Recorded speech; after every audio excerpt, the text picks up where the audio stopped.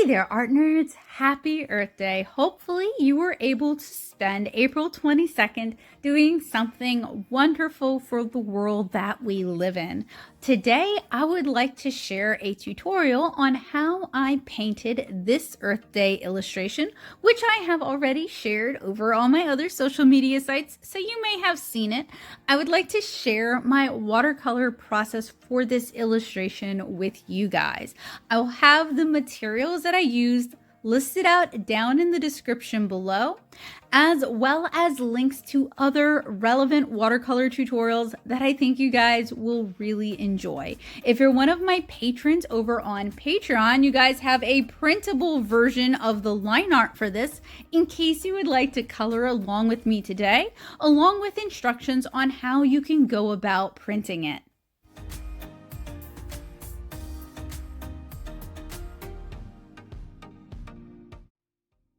My Earth Day illustration was printed out onto Canson Moulin Coldpress watercolor paper using my inkjet printer.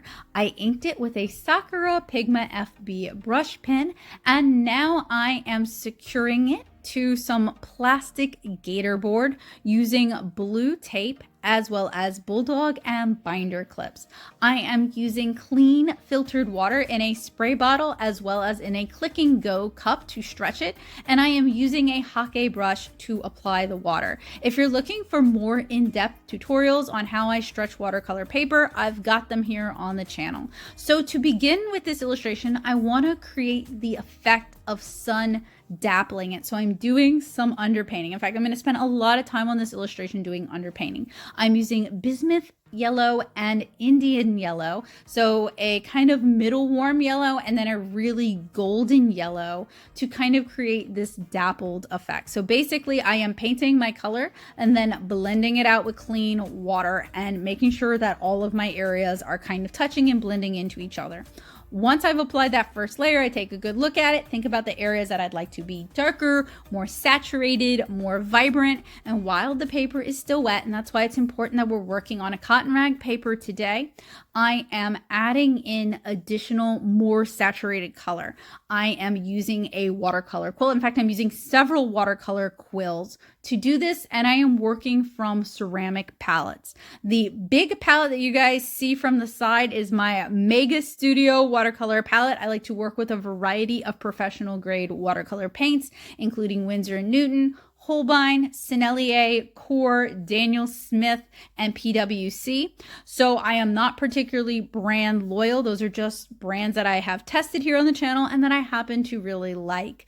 I'm also using bismuth yellow at the top of our Earth Day letters and then Indian yellow at the bottom of our Earth Day yellows. And this sunlight dappled effect was inspired by another artist that I've seen over on Instagram. I don't remember off the top of my head who it was. I will try to find who it was if Instagram will let me and share it with you guys for your own inspiration, but it is a sunlight technique that I've been wanting to try for a while, and it's kind of a bit of a riff on what they were doing.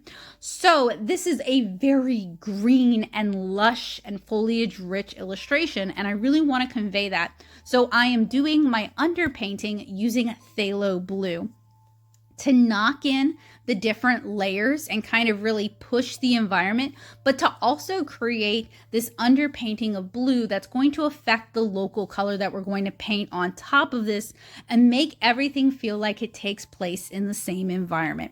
So I have referred to this technique as grisé in the past, grisé referring to a gray underpainting. I have seen someone refer to this as brunier, using brown as their underpainting. I'd love to try that.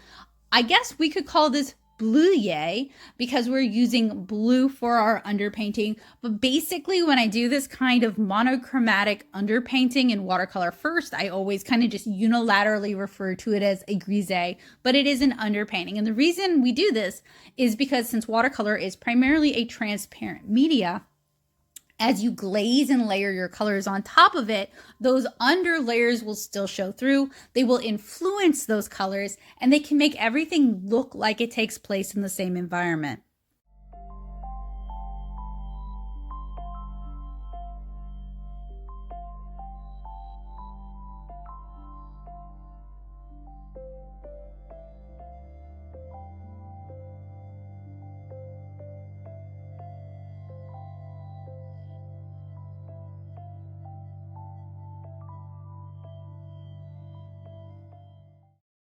Once I apply just kind of unilateral layers on the background to kind of block it out and send it to the back, I'm doing my actual color value, or I should say value study, my value painting with our phthalo blue. So I'm painting in the shadows, and I'm going to do this for everything in the illustration with the phthalo blue. And what's really nice about doing an underpainting like this is you're working in monochrome, so you're not thinking about local color, you're not worrying about local color, you're not worrying about contrasting color, you're not worrying about cooling colors down or warming colors up. You are just thinking about it in monochrome. And this makes adding shadows, thinking about lighting, adding value so much easier to do, because we're not dealing with all these other colors. We're just dealing with one. So this is a technique that I use really frequently in my watercolor illustrations, especially something that has really strong lighting or really strong environmental color like this illustration does here. And I find that it is really helpful for creating a more immersive illustration. And it's such an easy technique that I want to make sure I really share it with you guys, because I feel like it could really help make watercolor easier for you, especially if you're struggling with light and value and contrast. Now, before I get too far into this, I do want to ask if Canson Moulin de Roy has changed their formula or how they produce their paper. I've used it for several years now. I really like this paper. It is the paper I typically use for these larger, nicer illustrations, but I have noticed in my latest pack from Jackson's that the back of the paper is rougher now instead of being almost like a hot press, and this is even on their cold press paper. And it just, for this illustration, it doesn't handle as well as I'm used to it handling. It buckled a whole lot more. It couldn't take water nearly as well. I also noticed that I couldn't layer as much as I normally would because the layers would reactivate and get muddy and want to move. So I want to know if they've changed their formula or if I just had a bad painting day. Sometimes that happens. Sometimes there's an illustration that's just going to fight you no matter how much you love the idea. And I wanted to know if anyone else had problems with this. I also want to point out that this illustration took me about a week to paint, and that was 8-hour painting days on all but the last 2 days when I had other types of work to do. So art does take time, and you want to make sure you give yourself the time to do it, not just to allow the paints to dry and to give yourself a chance to rest, but also to allow your eyes and your brain a chance to rest so that you can come back with fresh ideas and fresh insight, and so that you're not wearing yourself out or burning yourself out. So unfortunately, for the needs of YouTube, this had to be time-lapse significantly. It was time-lapse by 8, rendered, and then time-lapse by 2, just to get it in a format short enough that people might watch it. So I really hope that you guys will watch it all the way to the end. That helps me out a lot with the algorithm, which I'm always seem to be fighting. So I would really appreciate it. Even if you just have to leave it on and on a tab in the background, that helps me out significantly. So I really do appreciate it, that if you like my stuff and you want me to be able to continue to make stuff and to reach a wider audience, just letting it run the whole time is a super big help. But I say that because I will not be able to go as in-depth with many of the techniques in this tutorial as you might like, or as I might like. So if you're one of my patrons on Patreon and you would like something more in-depth, I did take photos the whole way through. Okay, so once I finished my Bleuaille underpainting and I allowed it to dry, there are some areas that I wanted to add some yellow back to, some vibrancy, some freshness, some magic. So I'm going back in with Indian yellow and bismuth yellow, adding it in select spots, and then blending it out with clean water. That's where I first started to notice that the Canson Moulin de Roy is not behaving as well as I would like. I am also blocking in the plants in the background. We have Monstera to the right and Tractor Seat plant to the left. And if my voice sounds kind of harsh, this is the third time I've recorded the voiceover for this 40-minute video in a single sitting. So my voice is starting to go out. I apologize. I wanted to get this out for Earth Day as quickly as possible. So even though these plants in terms of local color are very similar greens, I wanted to kind of push it so it didn't just turn to mush. So for the Monstera, I'm leaning more towards warmer greens and bismuth yellow highlights. And then for the Track to Seat plant, I'm leaning towards cooler greens and phthalo blue shadows. So that we have our two different plants. I'm also working very heavily from photo reference because even though I have a more cartoony art style, I love to paint nature, I love to paint the world around us, and I want it to be recognizable as such. So I'm always working heavily from reference. There isn't a whole lot I'm just making up out of whole cloth. But going back to what I was saying, I took photos during the whole process. So if you're a patron and you would like to see me do a walkthrough blog post over on Patreon, either let me know in the comments below, let me know over on the Paintbox, my art-centric Discord server, or you can let me know on Patreon. I would be happy to do it. I just need to know that there is demand, that people would be interested in seeing me do it before I put all the effort into doing that. Because while I love writing blog posts, I don't want to write them if nobody's really that curious or wants to know more about the process. So I'm going to try to kind of cover the main highlights for this. But if there's something that you're curious about or that you feel like I kind of glossed over too much, or I focused on another watercolor topic and you didn't get to hear about what you were interested in, please let me know gently. Of course, I would be happy to write about it in more detail because I love writing about art. So for right now, I'm working on kind of blocking in and establishing the background. I'm working on establishing our greens and establishing our plants. Since this is an Earth Day illustration, that should be the main focus. That is the most important thing. And that is what I want you guys to really feel like I sold you. So all of the plants in this illustration are real plants. And if you cannot tell what is what, going from front to back, we have basil, then we have microgreens, then we have a satsuma, then we have a pawpaw, and then behind our watering can, we have tractor seat plant to the viewer's left and monstera to the viewer's right. I also wanted to make sure, since it's Earth Day, and while I typically do paint and draw a lot of plants, people, and animals, I wanted to draw more insects for this illustration because they are an important part of our environment, one we often treat like garbage and outright kill, and I wanted to kind of honor and celebrate many of our pollinators and other insects and arachnids that make this world function. So I wanted to include several in this illustration, and then as we go through and paint this, I actually add in several more. So let me know down in the comments how many of these little creatures you guys recognize. Ooh, that was a bit of a tongue twister. So right now, I'm mostly just kind of blocking in all the green. And I'm kind of using 3-ish colors for this. I'm using a hooker's green for like our base green. Maybe I'm cooling it down with some phthalo blue or some indigo. And I'm also adding in this Sennelier yellow green. That is really just, it is like almost neon. It is such a bright yellow green. It's also a little bit opaque, so it can be a great color for optical blending to really kind of brighten a color back up. So we have a lot of green in this illustration. I wanted to make sure it didn't all just turn into visual mush. So I wanted to create a lot of rust effects on our metallic objects. So to do that, I'm starting with a Payne's gray that I've mixed out of an ultramarine blue and a burnt sienna or a burnt umber. I think it was a burnt umber because both of those kind of granulate out and we get some interesting colors.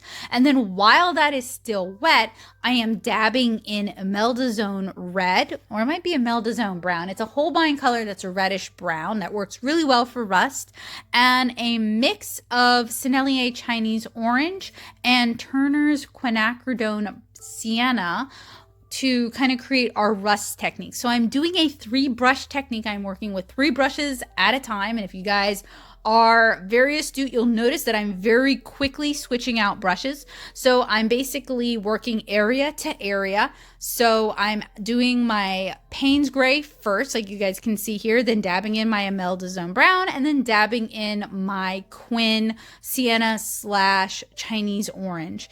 And I'm working in zones like this so that it doesn't all just bleed together. If this were a metal object, it would be put together out of different little bits of metal. So I want to kind of convey that, but it also allows me to control how much water is on the page, and it allows me to control the wet and to wet aspects of this a little bit more easily. Now, I'm just going to say this here. I overworked all of the metal in this illustration. I can kind of see that. Hindsight is 2020. I was really going for something, and I really wanted more contrast than I was really able to achieve. And that's one of the reasons I brought up, has Canson Moulin de Roy changed their formula recently, because it just wasn't really doing what I wanted it to do, and the paper wasn't really handling how I wanted it to handle, and it was buckling a lot more than it normally does, even though I stretched it pretty well and it fit the stretcher board very well this time. Like, there were just a lot of little weird problems that were kind of frustrating, and I wasn't really able to get the kind of contrast in watercolor that I was really hoping to, but I sure spent a lot of time trying to do that. And that kind of brings up a concept that I'd like to talk about today, and I'm sorry to be gross, but I call it circling the toilet bowl. And this is when you are fighting your illustration, you're trying something new, or you have something in mind, and you're working so hard to chase it that you never really make progress on your illustration. So you find yourself reworking and repainting the same areas over and over and over and over again, just trying to get it just right, instead of just accepting good enough and moving on to the next part. And this is something I've been struggling with a lot lately, because I feel like for my art to be noticed by people, it has to be much better than it is. So I'm really trying to improve and try new things and push myself, but I also find that I'm polishing a turd pretty frequently and like overworking something, trying to get it to this next level. And maybe one of the goals I should have is to start pulling things out of my process so that I'm not spending so much time working and reworking and reworking something, and seeing what I can cut. So working on kind of reducing things. So I'm seeing the whole trust the process phrase coming up a lot on art TikTok, which, by the way, if you have a TikTok and you like my art, you can follow me at tiktok.com/@natosoup. I share a lot of art over there, including works in progress, including previews at what I'm working on for the channel, just, in case you like my art. But while I really like the term trust the process as a whole, I find that it can sometimes be a little bit deceptive. So trust the process is typically advice given to help you get through the ugly, underpainting, developmental stages of a painting where you're less sure of it, where you might be prone to giving up on it or yourself because it doesn't look perfect yet. And that's great. I think that's a wonderful tool. However, you can overly rely on the process and find yourself repeating the same mistakes, never trying anything new, kind of overworking pieces because you trust the process so much that you're just going to keep doing the process until you get the result that you want. So I'm trying to work on kind of decoupling myself from being overly reliant on the process and trusting the process too much. So we've got our metallic objects, our watering can, our tin can, and our spade mostly blocked in.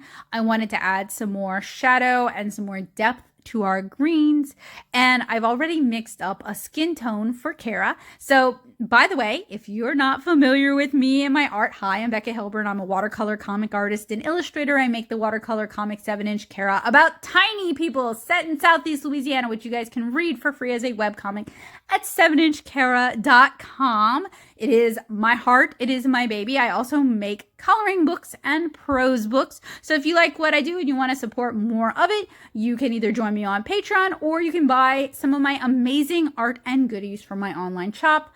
But this is Kara. She is a set character in my comic. She is a tiny person, so she's 7 inches tall. And my comic has really heavy nature themes and just enjoying nature and having a more natural sort of life, like in conjunction with the world around you. Because when you're 7 inches tall, you are not going to fight nature. You will lose. Honestly, if you're 5'3", you're not going to fight nature. You will lose. So for her base skin tone, I have a pretty set mixture that I do for her of yellow ochre with a little bit of scarlet.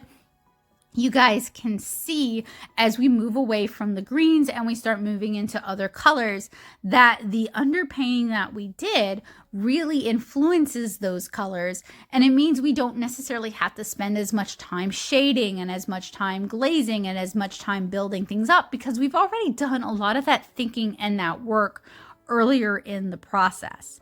But I do, as I'm rewatching with the benefit of hindsight, I do see that I spent a lot of time working and reworking the greens, working and reworking the sprouts, because then I had an idea for how I wanted it to look in my mind, and I just wasn't quite able to capture it the way I had it in my mind.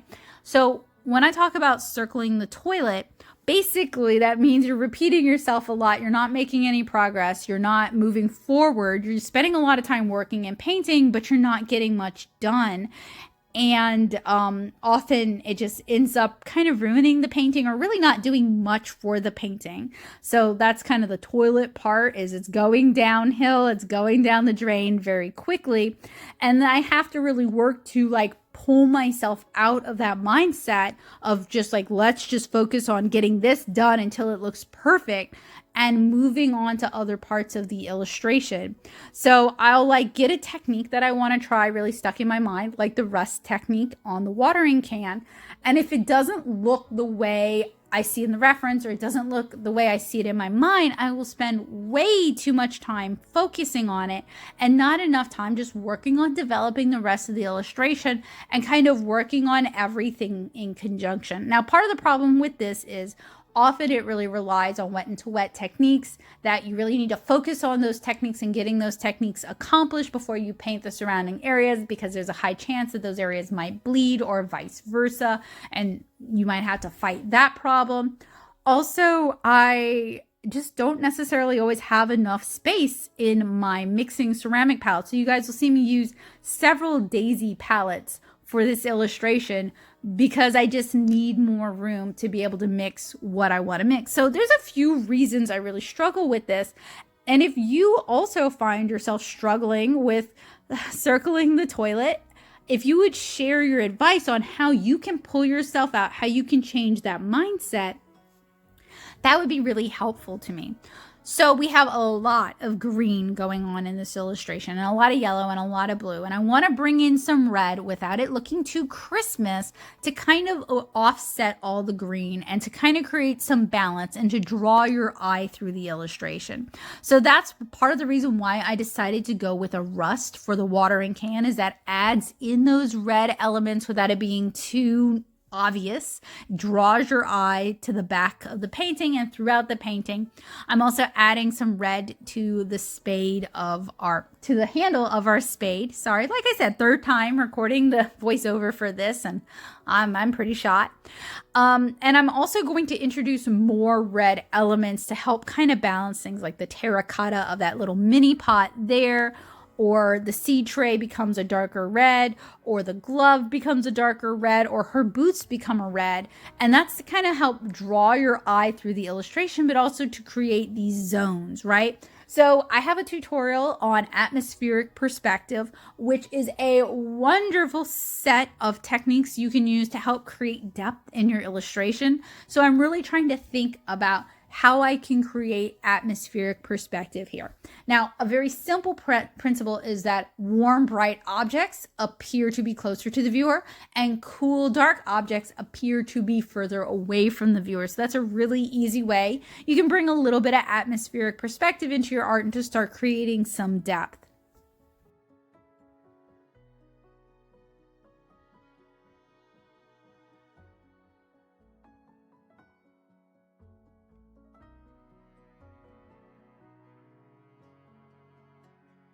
So for the most part, I have ignored the Earth Day lettering down at the bottom. Let's work on that here. So I'm going to do a little bit of underpainting with our phthalo blue. I'm painting in the shadows on Earth Day. I know it's kind of hard to see. I apologize for that. I also want to circle back real quick. You guys saw me use a spray bottle just now.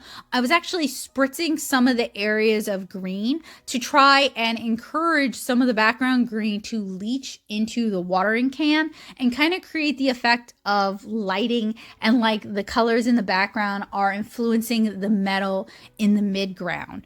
And I have some tutorials where I do a lot of really cool spray techniques and get a lot of really beautiful lighting effects going on here. This illustration wasn't really the time or place for that, but I will link some of the tutorials for those illustrations if you'd like to learn more about those kind of techniques. I love them. I love creating watercolor chaos and then pulling order from that chaos. So I'll link those for you guys, and hopefully they'll be inspiring to you. And oh, look, here I am adding more color to the watering can that basically looked like it was done. But no, you see, I wanted to get it darker and get some more contrast because I felt like it felt kind of flat and it didn't really feel volumetric enough. And that's another reason why I asked earlier about the Moulin Durer. So I wanted to do this technique that I do when I'm painting rose canes, where I use opera rose on top of a green to create almost this brown color, but it's this really warm, vibrant sort of brown color. So that's what I introduced to the bottom half of our Earth Day lettering. And then I was like, I want it to be a little bit more green. So I went over it with a little bit more green. But basically, the watering can, me kind of fighting the paper here, which is unusual because Moulin Durer is usually such a great paper. It's one of my favorites to use.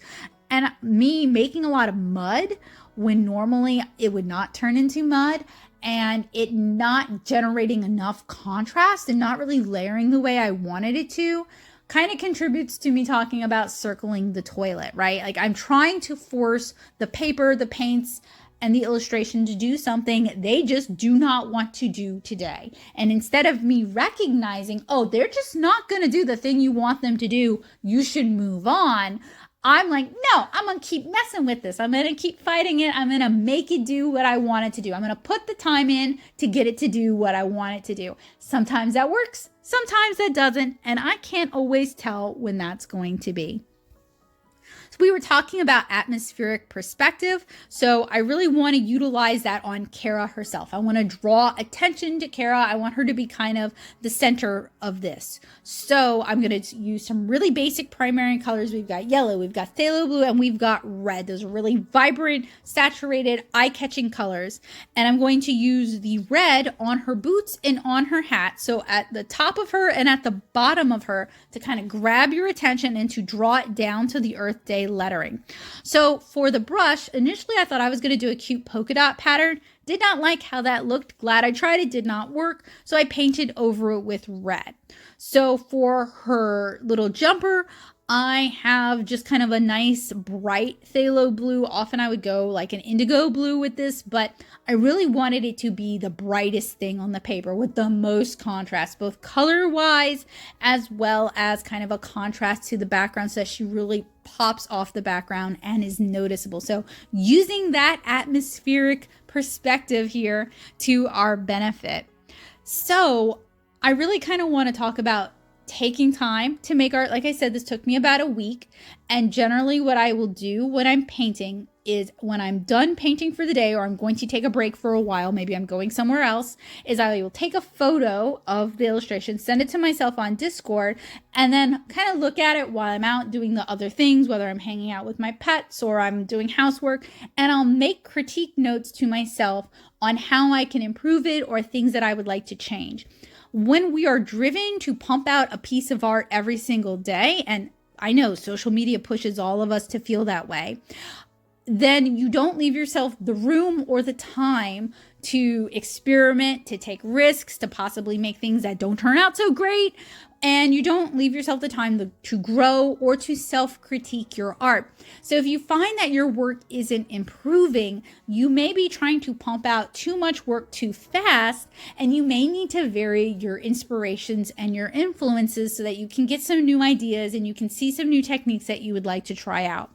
And I have been spending a lot of time researching art influencers on Instagram for a different series that I might work on, might not. It depends on how much I can find for it. And I've noticed a lot of the really popular ones all basically do the same kind of thing. They all kind of started as calligraphers. Many of them are claiming to be self-taught. I say claiming because we all learn from each other. No one is truly self-taught unless you taught yourself in a cave, completely separated from any other artist and any other art. And they're all kind of doing the same sort of things. And all of them have this really beautiful, loose, emotive, like loose watercolor floral thing going. And that's great. Like, I love it. I love looking at it. It's beautiful, but it really pushes the need or the feeling like you have to have a piece of art out every single day. And that's just not feasible, especially for a more detailed illustration like this, where you need the time to think about things, and you need the time for the paints to dry on the paper and the paper to tighten itself back up. So I wanted to talk about this just a little bit, because if I fall into that trap of thinking I need to have new art out all the time, I always need to be pumping something out, I always need to be impressing people, I always need to be selling myself and representing myself, and feeling very burnt out and tired and overwhelmed from that, then I think other people probably feel the same way. And something that we don't talk about a whole lot is how much learning remedial student art we have produced that we didn't share because A, Instagram wasn't a thing when we were learning how to do those things. B, social media wasn't what it is now when we were learning how to do those things. And I feel like people don't talk about that. I really want to encourage you guys to take risks, to try things, to make ugly art sometimes, to circle the toilet if you have to push yourself to make the kind of art that inspires you and that means something to you and that you love, to get personal with it. Because to me, art is about communication. And this illustration, I hope, communicates to you guys how much I love being outside, how much I love plants, how much I love the green of leaves, how beautiful rust is, how important these pollinating insects are, and just how much I love the outside world around me. I've mentioned this before, but I'm gonna bring it up again. I have a minor in Earth Environmental Science. I specialized in invasive species. I almost had a double major, but dang it, calculus is just not my friend. I really love the natural world. When I was a girl, I wanted to be a naturalist and travel the world and study plants and animals and document that in illustration. Photography has kind of made that less of a thing to that extent, but I really wanted to work for like National Geographic. That was my dream for about 10 years. And I really want to share that with you guys and bring that with you guys. And a lot of what I try to communicate with my art is this love of animals and plants and outdoors. So the background didn't have enough contrast, didn't feel like it was receding into the background enough. So once everything had a chance to dry and my brain had a chance to rest and to think, I decided to do some glazes with phthalo blue. So our really old initial grisé phthalo blue that's kind of had a chance to evaporate and saturate down, mixed with a little bit of indigo. And I'm just kind of glazing as much as I can get away with a little bit of this blue on top of everything. Now, here's where I start circling the toilet bowl again, overworking the spade, overworking the watering can. I'm not trying to be harsh just to be harsh, but I cannot help but like see things I'm doing and be like, no, because that is the benefit of 2020 hindsight. And I do on occasion like using my tutorials as a chance to self-critique because it gives me a chance to learn and grow from my mistakes that I would not otherwise have. It's a really unique opportunity. Now, do I think recording your art and sharing it on the internet is the best choice for everyone? Absolutely not. It is a lot of effort, a lot of work, and a lot of labor just to be able to self-critique. I don't know if that is the best shot, but it works for me, and I like to utilize the tools that I have. So I went ahead, once I kind of have finished working with the really wet washes of color, remove the binder clips because they are kind of challenging to work around. And now I'm using watercolor pencils to kind of keep finessing things. I'm really stuck on making the contrast what I want it to be. I generally like to have my traditional media illustrations look like the finished product, although I know I can go in and do a lot of work digitally.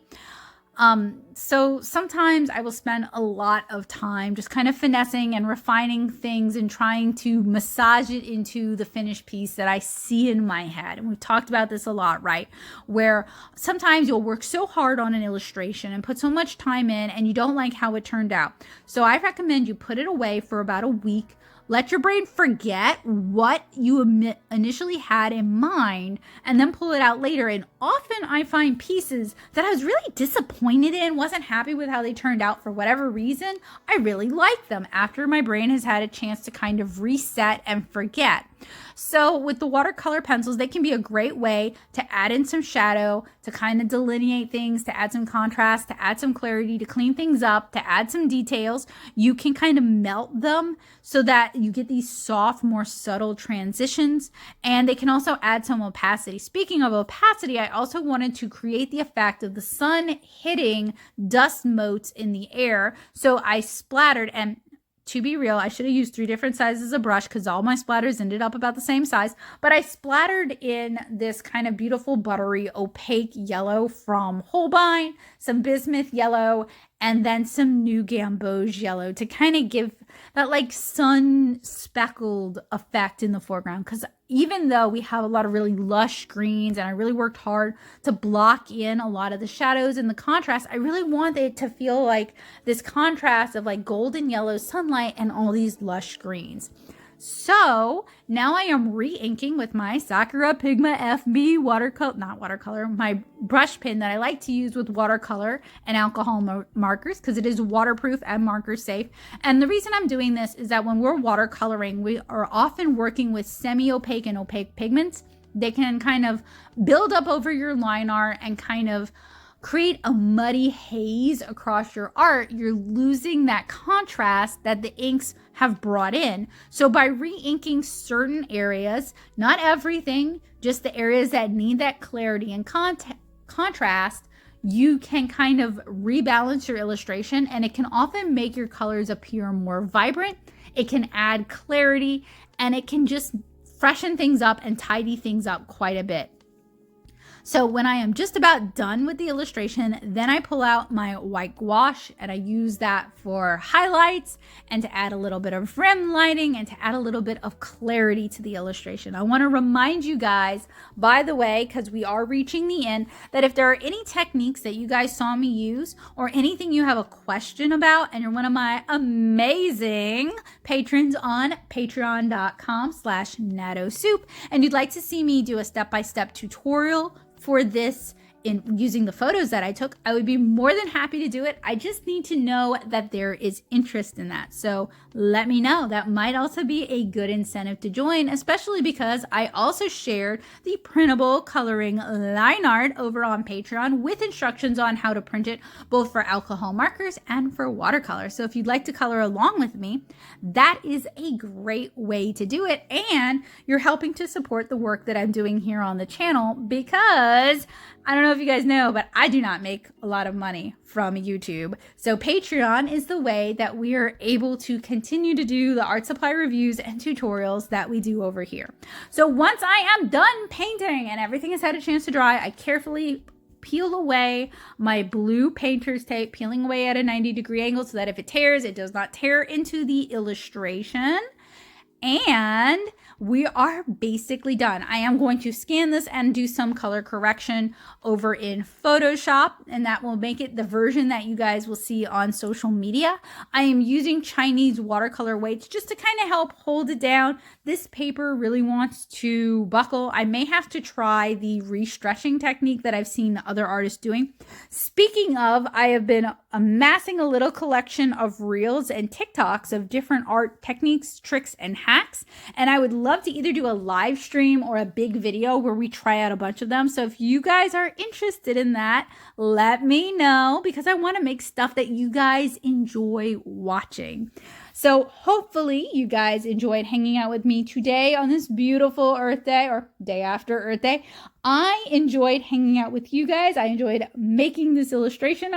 and I enjoyed sharing my process with y'all. It's something that I really love doing. If you made it this far, I really appreciate you guys hanging out with me. Whenever you watch a video from start to finish, it lets YouTube know that, hey, you like this, other people might like this, and it shares it with more people, so it is a big help. Whenever you have me on in the background as company, or even whenever you have me on in a tab set to mute with the video playing, that still helps, and I still really appreciate it. So thank you guys so much for all your support and encouragement over the years. I really appreciate it.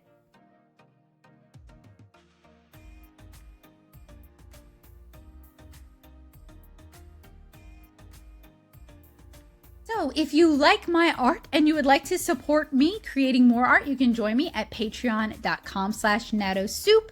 My subscriptions start at just $2 a month, so they're really pretty affordable. And I love sharing printable line arts and other resources, including the materials that I make for the classes that I teach in person that would not be otherwise available. And you get the warm and fuzzies knowing that you are helping me to continue to share tutorials and reviews with people who are interested in learning. So if you can afford to do so, it is a huge help, and it really means a lot because I basically create this stuff for my amazing patrons. If you like my art and you'd like to see more of it, it would really mean a lot to me if you followed me on social media. You guys will see those coming up in just a moment. But I really enjoyed painting this and sharing it with you guys, and I hope you guys enjoyed hanging out with me today. I look forward to seeing you guys again really soon, and if you like what I do and you want to keep following me, I hope you guys will hit that subscribe button, click the bell notification, and let YouTube know that you'd like to see more from me. I hope you guys have a wonderful day and had a wonderful Earth Day. Thank you so much again to my amazing patrons on Patreon. You guys make the magic happen. Thank you guys so much. This is my third time recording the voiceover for this. I am tapped out. I am done. I'm gonna go eat some dinner and drink some water and have a nice evening. Bye, guys.